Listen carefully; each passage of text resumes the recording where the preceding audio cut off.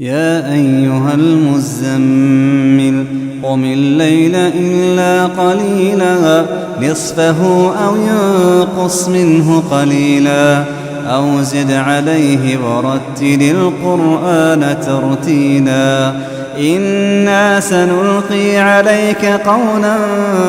ثقيلا إن ناشئة الليل هي أشد وطئا وأقوم قيلا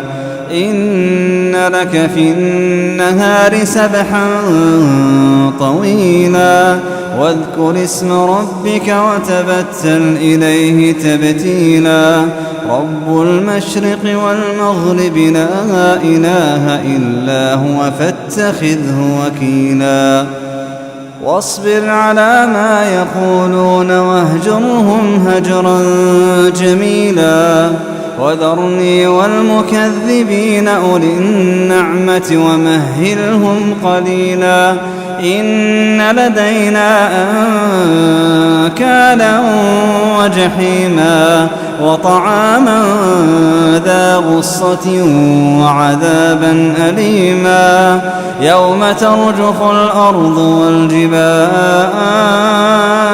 وكانت الجبال كثيبا مهيلا إنا أرسلنا إليكم رسولا شاهدا عليكم كما أرسلنا إلى فرعون رسولا فعصى فرعون الرسول فأخذناه أخذا وبيلا فكيف تتقون إن كفرتم يوما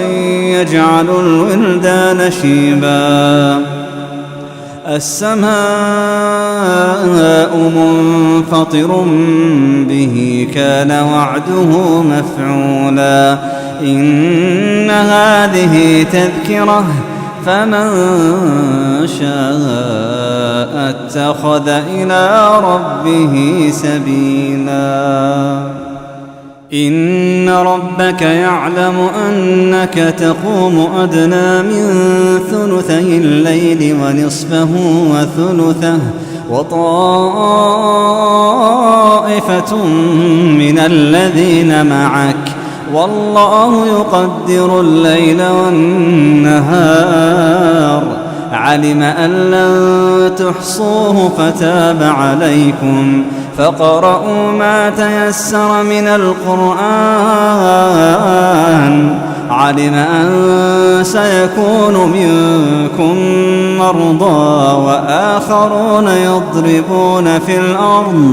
وآخرون يضربون في الأرض يبتغون من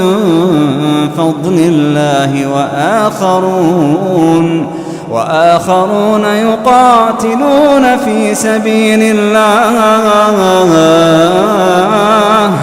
فاقرؤوا ما تيسر منه وأقيموا الصلاة وآتوا الزكاة وأقرضوا الله قرضا حسنا